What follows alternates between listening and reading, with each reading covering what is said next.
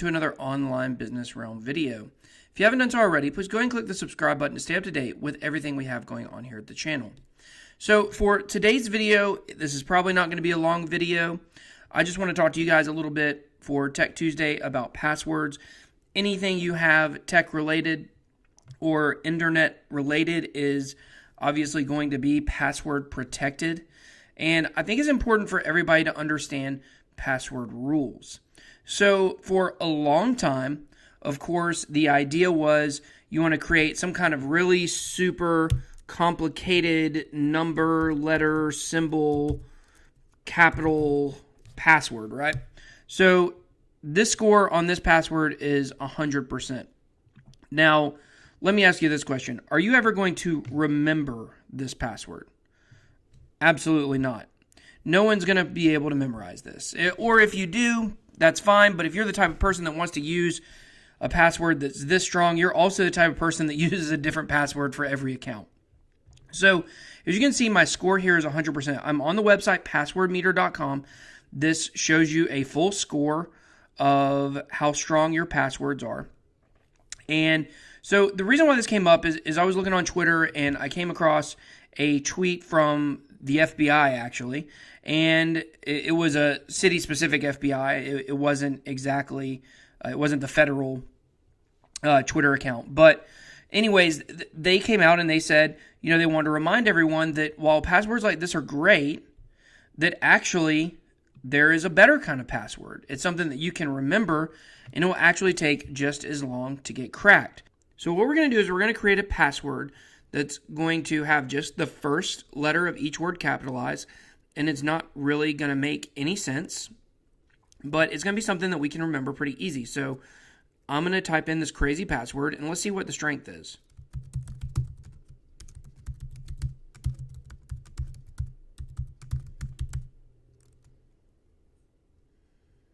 So as you can see here, it actually kind of makes sense. Potato chips taste salty.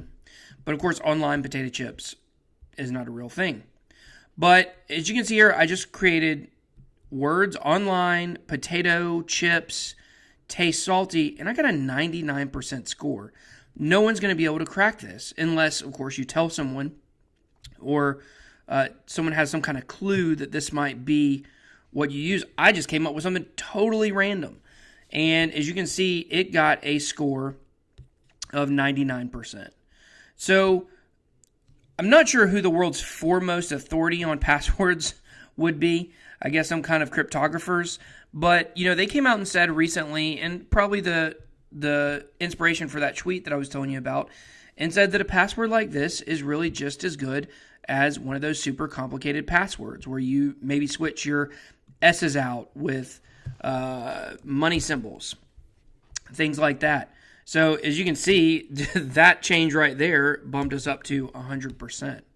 So this is a really easy way for you to have a very safe password you can use for different devices. Some people might tell you that's not the best advice. You want a different password for everything. But let's just be real and functional in our society. I mean, how much time do you have when you're logging into an account to go to your password document and pull that password out? Most people are using similar passwords for different accounts. Maybe you just change one little thing here, one little thing there. I've got several different variations of things that I use to make sure that I know my password for every account, but it's a little bit different.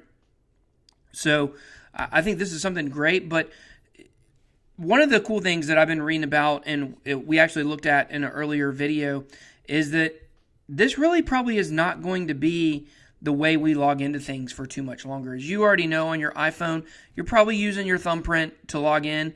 I don't know what that looks like if you burn your thumb, or something like that changes your thumbprint, or you chop it off. God rest your thumb soul.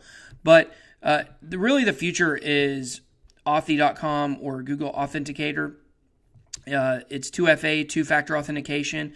Basically what you're going to do is you're going to have an app that gives you a time-sensitive 6 to 8-digit code that you log in. As you can see, Facebook, Yahoo, Gmail, Amazon, Twitter, Apple, Dropbox, Pinterest, Slack. Not sure what these other ones are. Slack or Box. I haven't used those, but for already many of the major websites you use, you already have this option to double protect your account, and it's pretty much foolproof. If you haven't watched our video, please watch our video on how to use Authy. It's a really cool app. And so really, I think what we're going to see is probably in about 10 years, we're going to look back at our system for passwords that we've had, where you just come up with some random string of characters, and just realize that that really was never the best way for us to be protecting our accounts, or at least not the most secure way. Obviously, with technology, where it's always advancing. At one time, I'm sure it was the most technological way to protect or secure something, but in the future, that's just not going to be the case. Eventually, we might even use our heart rates from things I've read. We might use retina scans, things that on movies 10, 15 years ago looked like way in the future.